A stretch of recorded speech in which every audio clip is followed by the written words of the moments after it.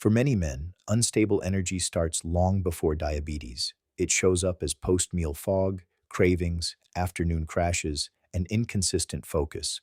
Often the problem is not just how much glucose enters the system.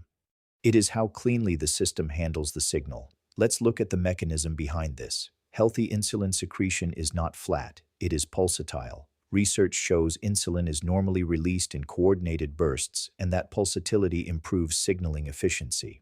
A 2002 study in diabetes and metabolism found that high-frequency insulin pulsatility plays a key role in glucose regulation, and its disruption is linked to type 2 diabetes pathophysiology. A separate 2002 study in diabetes confirmed that pulsatile insulin secretion enhances hepatic insulin action compared to continuous delivery, and that this pattern is impaired early in the disease process.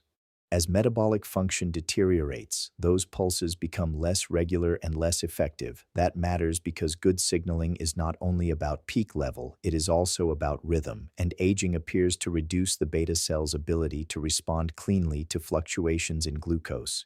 A 1995 study in Proceedings of the Society for Experimental Biology and Medicine found that aging is associated with reduced insulin secretory capacity and altered beta cell responsiveness to glucose stimulation.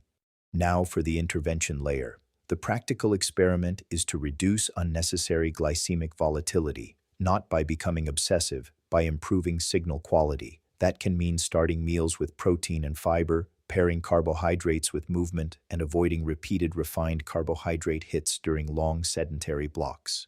Evidence from continuous glucose monitoring studies also shows meal composition and glycemic index meaningfully influence individual glucose responses.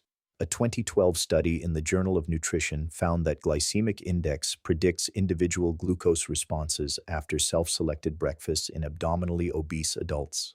So instead of asking whether carbohydrates are good or bad, ask a better engineering question. Which meal patterns produce stable output in this system? Here is the system interaction to keep in mind. The trade-off is that not every glucose rise is pathological. Training, mixed meals, and recovery nutrition all change glucose on purpose. The goal is not a flat line. The goal is cleaner recovery after each rise. Energy stability is not just about calories. It is about timing, rhythm, and signal precision. After 40, metabolism often drifts before it fails. If you can detect the drift early, you can stabilize the system earlier too.